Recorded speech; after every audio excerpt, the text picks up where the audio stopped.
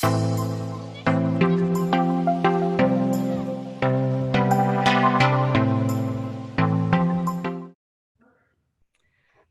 welcome to Career Convos. I'm here with Carrie, and she is the owner of Dupree Dance, which is a competition. And what was the other one? Convention.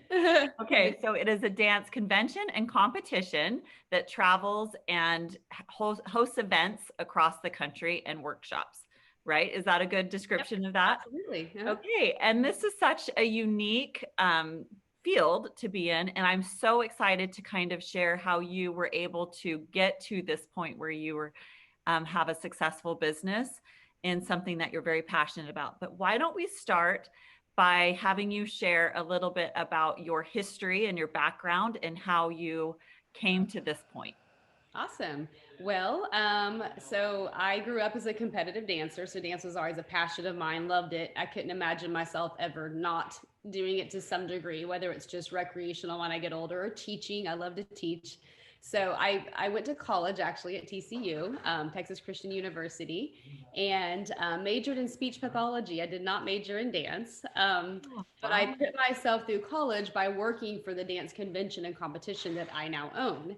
And so it was something that I thought, oh, I'll keep doing this until I can't, So Right. I worked for the company for almost 15 years. I was director for the latter portion of that.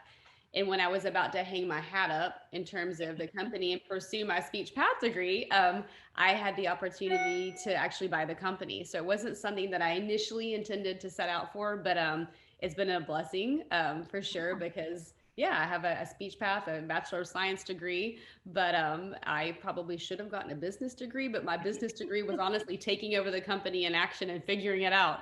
And so, Right. yeah, I took over the company in 2010. And so now it's been, my husband and I work it together, which is awesome. But now we've grown the company. When I took it over, it hosted maybe about 7 or 8 events, and now we have about 14 to 15 events across the U.S. annually. So it's Wow. That's, fantastic. yeah. Yeah. So why don't you talk a little bit as a business owner? How is that different from just being a teacher? Why don't you just speak to that for just a second? Absolutely. So, our events, what we do is we tour and we host events mainly in hotels or big conventions that have a lot of space. And so we go and I secure places at hotels, and I have our clients come, which is local dance studios in and around maybe that state or adjacent states. And they come to my event, and I hire usually I have a faculty of about 15 dancers and instructors. And I usually bring about maybe 6 to 7 of them to each event that we host, a little more to our national finals, which is in the summer. But so I forever worked as a convention instructor for Dupre before I owned it. And that meant what I did is I toured to all the cities and I taught all, large portion of the classes. And then at a certain point in that event, I would flip over to being a competition adjudicator or judge. And so we would give critiques to, studios that would come and bring their dances.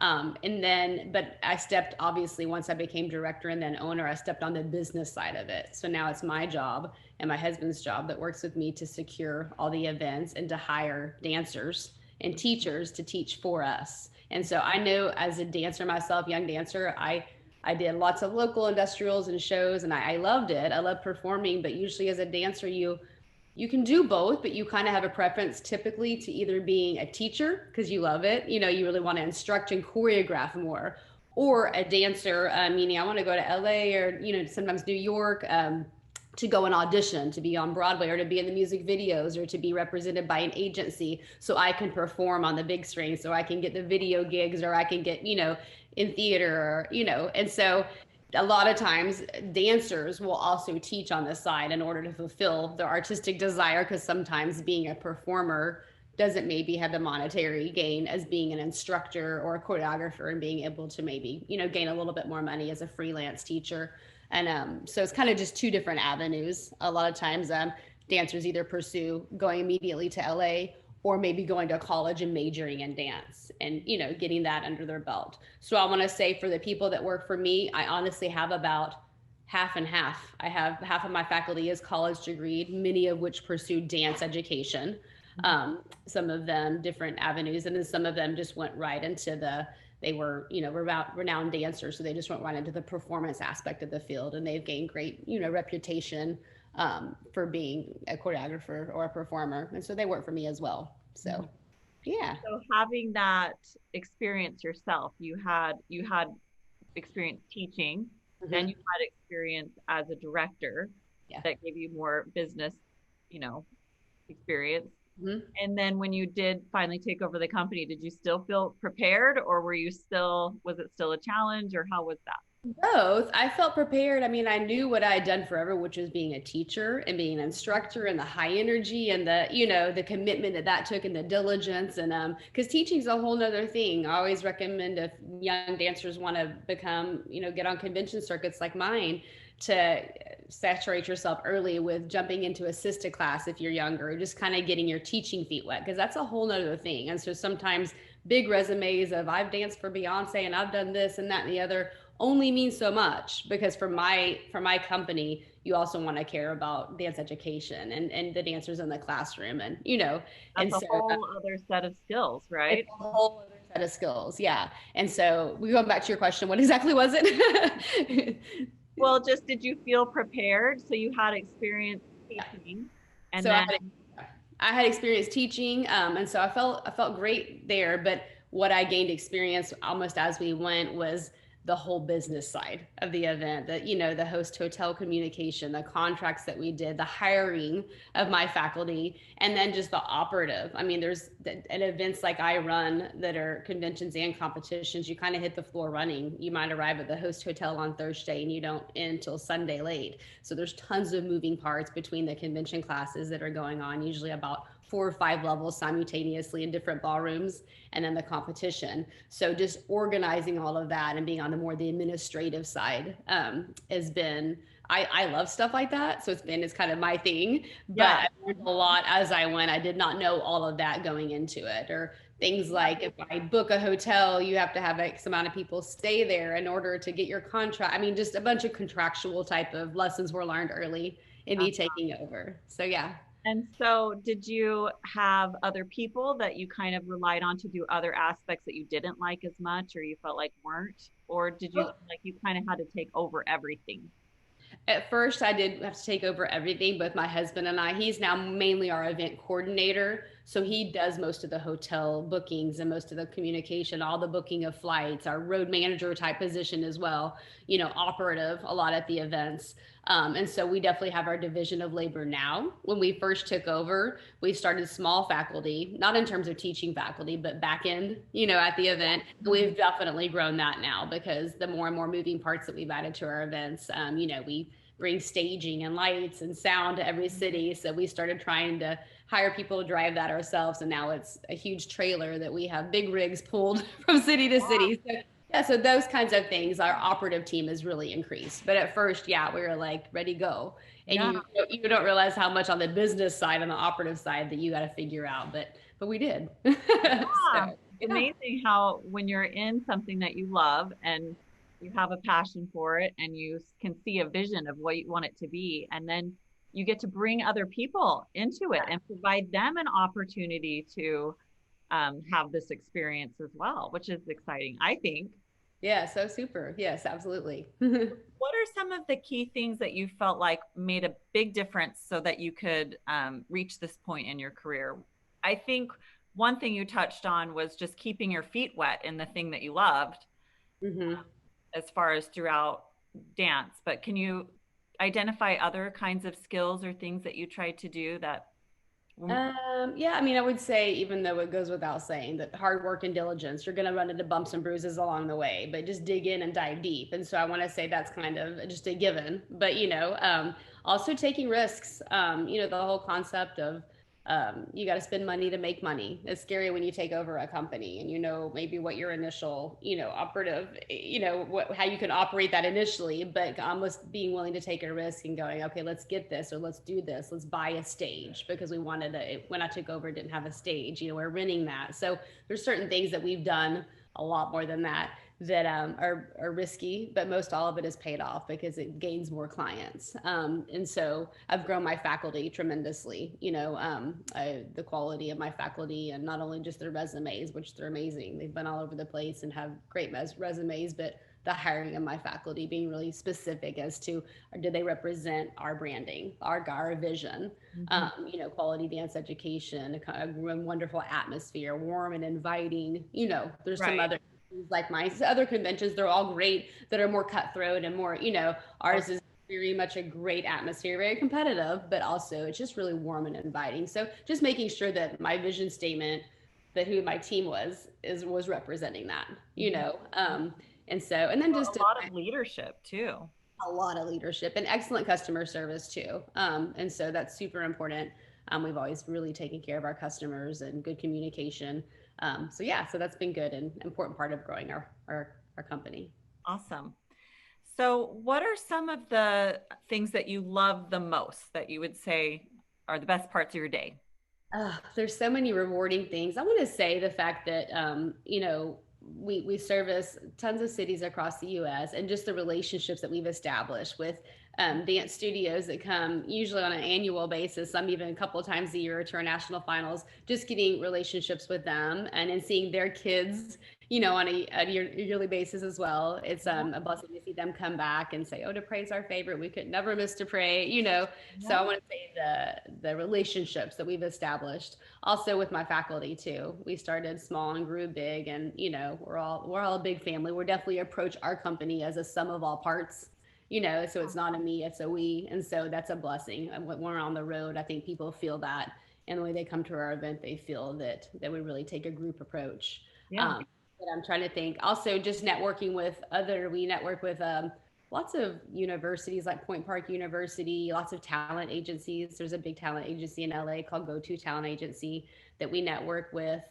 Lots of other programs that I'm able to actually give out big awards at my events to dancers. And so the opportunities that I'm able to afford dancers, not only getting scholarships to come back to my event, but scholarships to attend a big university or scholarships to bypass the need to audition in LA to bit representation. Um, Wow. Yeah. I'm able to say you can be directly, have a face-to-face meeting with the talent agency because we get to kind of handpick those dancers. So the networking that we've done since we've taken over has really increased the opportunities, and that's super rewarding on our end to see these dancers flourish, in part because of an opportunity that we were able to give. Nice. Yeah.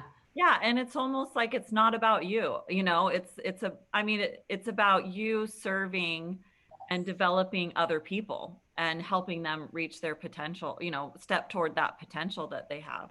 And so And that's what that does sound really rewarding. And I think also that feel like you're talking about that feeling of community, of just being able to, know more people and feel connected into this industry that you love. Like that's a really rewarding feeling, I think, too, because it's something that's really important to you. And now you feel like you have a whole dance family, Mhm. Yeah, right? absolutely, for sure, all across the US, which is exciting. Yeah. Yeah, yeah. So what are some of the biggest challenges you face? Well, of course, the most recent challenge, elephant in the room, is the global pandemic that we're still in.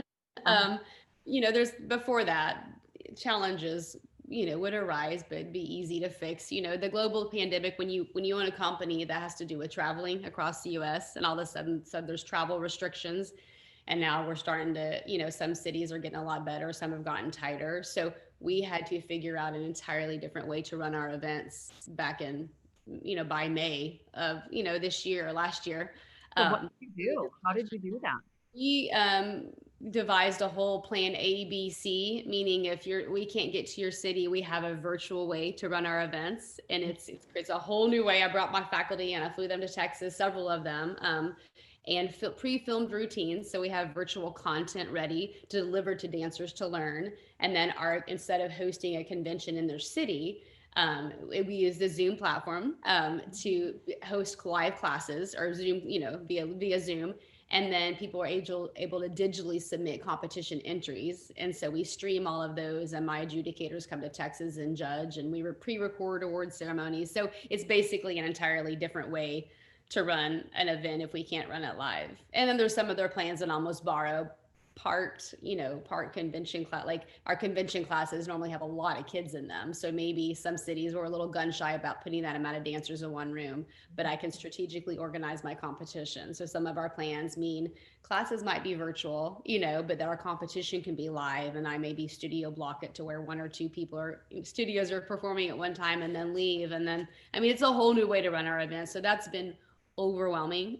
Yeah, I mean, I'm thinking about that. I'm like, wow, that makes me tired thinking about Yeah. that, but that you were able to do it. And Especially, we just finished our Chicago virtual event not too long ago, and the kids there, and even still now, have not had anything. oh, Like, I know yeah, we have family there.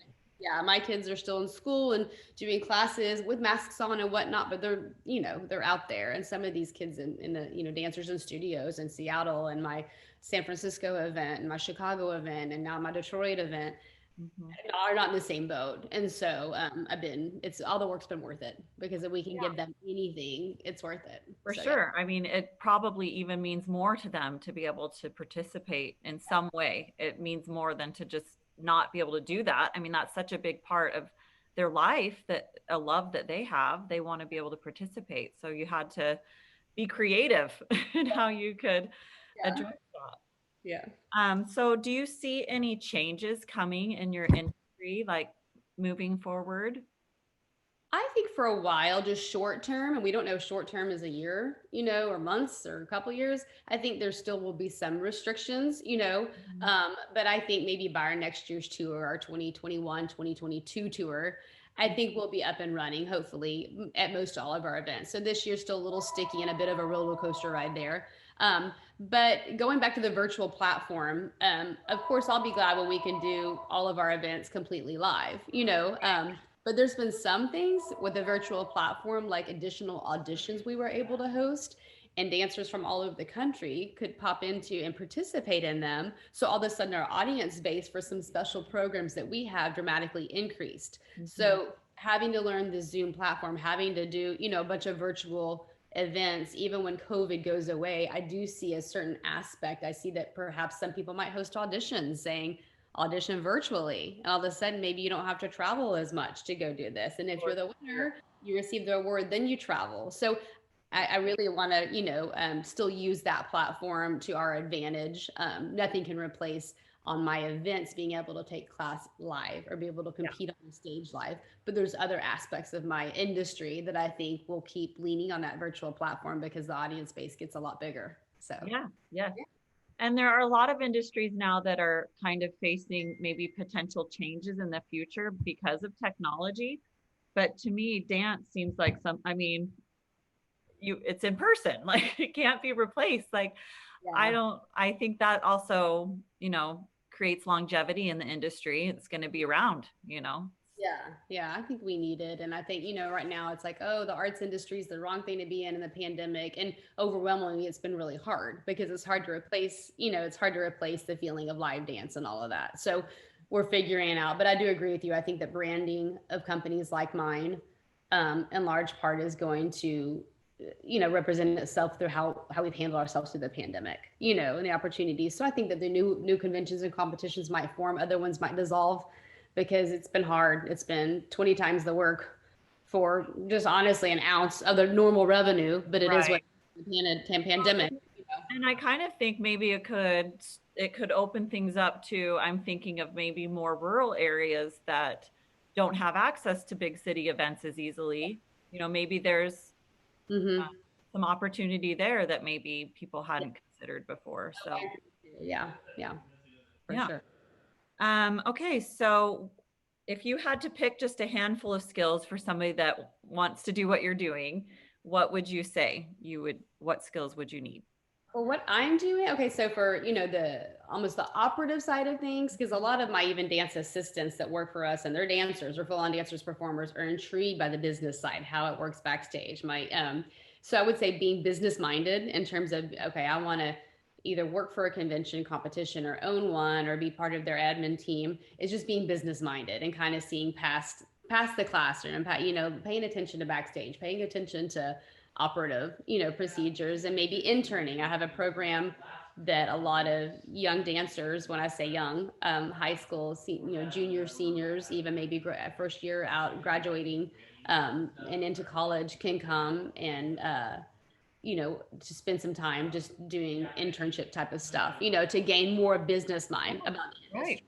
Because even when I bring an assistant out to be my star dancer the whole weekend, which helps my key instructors teach in the classroom. So I have faculty members that teach, but their artery to be able to give more attention to the dancers in the classroom are these young, fabulous assistants. They're great dancers. But when I bring them out, I can tell the assistants that kind of are just dancing and being glorious dancers, or the assistants that are looking around and paying attention to operative details and going above and beyond on that end of things. And honestly, those are the ones that I want to hold on to. No matter what they desire to do in the industry, perform, or you want to kind of be a sum of all parts there. And so I would say to keep that business head on, as well as keep training in dance, because if you want to be a dancer, clearly you need to keep training, but being a little bit more than just a good dancer. And then flexibility, adaptability is really important. And I want to say my biggest thing is not only reliability, and I find that in the arts community, that you can be crazy talented, but if you can't return an email, Yeah. or you phone call, or if I'm biting my nails about if you're going to show up or not to my event, I'm not going to keep you or hire you. And so I want to say very early on, a lot of these younger dancers work for people like this that are still doing emails versus Snapchat. They're still doing this. Right. Is key on any industry that you want to go to, but go above and beyond there on communication. In terms of young people maybe wanting to work for a company or ultimately owning their own company, it's huge that establish good strong communication skills. Right. So yeah. And probably some marketing skills too. You were talked about networking, and that's probably got to be huge, because that's how you grow your business, is making those connections. It is. I mean, now I have a social media girl that, wonderful social media person that works for us. And actually a team of about 3 or 4 people on social media. But at first we had to do all of that, so a lot of times, this generation of dancers that are graduating or a little bit out of college, if they're privy, and usually they all are on those areas, then it's great for me too, because they can also help me there. Some of them marry their dance passion with a technical, maybe videos, like filming dancers and doing this. And so a lot of that at our events, we'll push out big event videos, after each event. So maybe just trying to get yourself saturated a little bit more with what would complement your desire to be a professional dancer. I would say to kind of pursue a few different avenues, because it makes you more hireable. I think that's really wise. Just maybe adding to your skill set above and beyond your love of dance, finding some other thing that complements, like you just said. That's wise. I think that's great advice. Yeah. And I had another question. Now I'm trying to remember what it was. Why don't you describe the work-life balance that you have been able to? That is honestly, so our events, I want to say that almost 80% of our events fall at what competition season is deemed to be, because a big part of our events is having competition along with the convention dance education classes. But for competition, most studios run like the school year. So they'll start in September or maybe late August and run through May. And they might have their own summer programs, but overwhelmingly, they're ready to start competing late fall and then into the spring. And so pretty much January for us, we have a fall tour, but it's not crazy. It's very manageable. But January through May is insane. I want to say the work-life balance is tricky for sure. But then I feel like the rest of the year, the summer and the fall, kind of make up for that. So it's nice being able to do a lot of the administrative stuff from actually a home office as well for me. So that's not having to go in, corporate America, go into, so that's nice. Sometimes that's tricky, separating the work from the family, but honestly, we do a really good job there. But I want to say, honestly, January through May is a little insane on the balance, but it's nice to know the rest of the year kind of makes up for that. So yeah.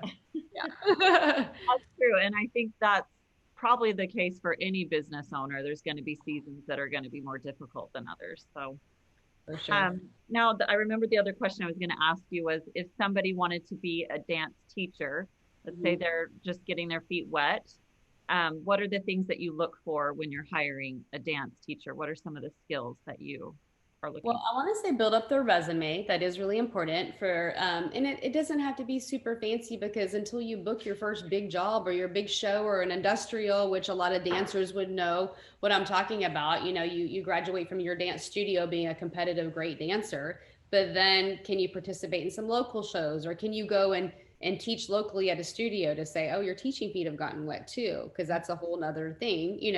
But I would say definitely to sorry, I got sidetracked a little bit there. And so I was like, what was the question again? I haven't had my coffee yet, Heather. right. Anyway, What are you like? What are you looking for? What qualities are you looking for in a?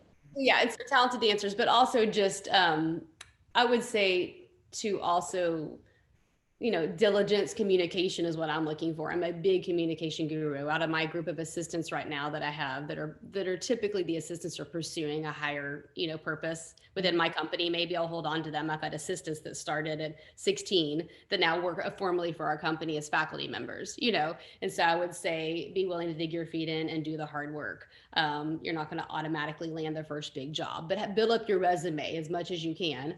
But I'd also say social media is huge. And so when I'm looking to hire, great that you have an awesome resume, that you have a start to a resume, but who are you? And so being represented well on social media is really important. I do, even when I'm hiring my key faculty members, my big wigs, I look at who they are on social media. Are they representing themselves well? Are they representing what I consider my company branding well? And so I think, for lack of better terms, kids, and I can still consider, teenagers and young 20s as kids sometimes, but they don't remember that. And so sometimes I've actually declined hires based on social media platform alone because I feel like that needs to check the box as well. Whenever you have a national um, company like I do, all of our attendees are mainly kids from ages 4 through 20, right? And so they think who works for me are rock stars, and they are, okay, but Yeah.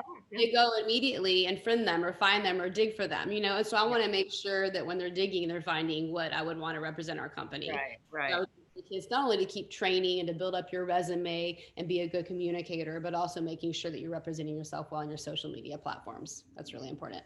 So, Yeah. yeah. Yes, I think a lot of times kids don't understand. I mean, that's something I talk to my kids all the time. Like, you got to be careful what you put out there in the world. Yeah, you really do. Okay. And then last question, which I ask everybody is, what do you wish you had known before you began? Is there something that maybe you wish somebody had told you or you wish you understood? Probably, honestly, a lot of the business side of our company. I was a dancer and I was a convention teacher and a choreographer. I was a freelance all over the place and setting numbers. But a lot of what we did on an operative level, we learned as we went. So I feel like it was a sticky, but a good, for the clients that came, they didn't realize that we were stressing out because everything went well. But I want to say, I wish I would have had a little bit more business mind. I was a speech path major, so I was ready to pursue that degree. But my business degree, I feel like, came within the first couple of years of taking over a company. My husband was also very business minded, so that helped. And Mhm. so, but yeah, but I would say I wish I would have known a little bit more of some of the, what to look for in hotel contracts, what to look for on hiring teachers. Don't hire just based off great fancy resumes that might bite you in the butt. Who are they? And so I've gotten a lot deeper into my procedure of hiring, and now I'm super organized and I know what to expect on all my event contracts and how I run my event. But a lot of that does happen, even if you get a business degree, it Right. happens. You're going to have to expect that some lessons are just going to be best learned. You can only know so much, but putting that into action, there's going to be some lessons learned. So early in our company, we had it was a lot more difficult, but now we definitely have division of labor and we kind of know what we're doing. So all the arteries are in place to set up for success now. Mhm. So, Mhm. but yeah. And so I think Did you mainly have training when you first came on as an owner? Did they give you some training? minimal. I had a couple of people that I was able to reach out for the previous owner, but he mainly was retired and moved to Hawaii. So Oh, okay. a lot to go off on, Yeah. but we did have to do a little bit more figuring out on our own. But so yeah, not a whole lot. I wish I would have had more, but it all worked out. Now, to 11 years later after owning it, I'm like, it all worked out. Yeah. So Yeah. Well, it's wonderful what you do. I think it's amazing that and that you've still been able to find a way to meet this need even during this crazy year.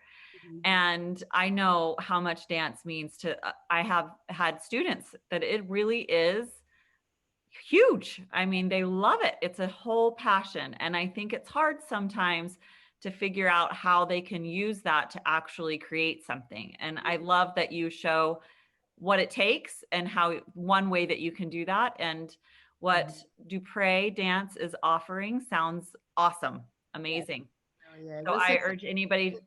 Yeah, the students that are seeking, dance degrees, but just tell them to reach out to companies and bug them. Sometimes students will be like, "Oh, I didn't want to reach out again." Honestly, two or three students in the past who work for me that I love now, they're my right arm people at events, had to email me. I mean, I was mid tour. It was insane. I was keeping up with so much. I would red flag their interest to work for my company, not because I didn't love them, because I couldn't get to them that day. So, Yeah, and then all this, the ones that, hey, as a reminder, as this, that pursued hard, I love that. And so don't be shy on, reaching out and good communication and pursuing, because there's not a shortage of good dancers out there right now. There's a lot of great dancers, shows like So You Think You Can Dance, and amongst all the rest, America's Got Talent, and the world's best. There's a lot of shows that have made dance really popular. So the amount of great dancers is actually, there's no shortage. But the amount of hard workers and communicators and people that are like, pursuing. And so just my last bit of advice is to make sure that you dig in there too, and that you yeah. reach out to the companies Sounds that you. like you're saying that's what really kind of steps you up and sets you apart from It has to.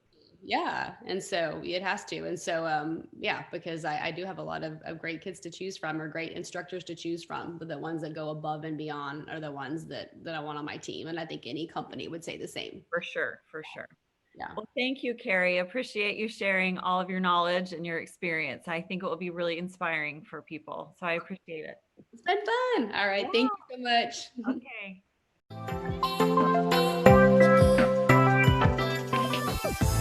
This episode of Career Convos is brought to you by Aligned Ambition. If you're looking for help while preparing to enter the workforce, need tools to build your resume, or are looking for guidance in finding a career path that is a great fit for you and your personal strengths, click on the link in the show notes to learn more about what Aligned Ambition has to offer.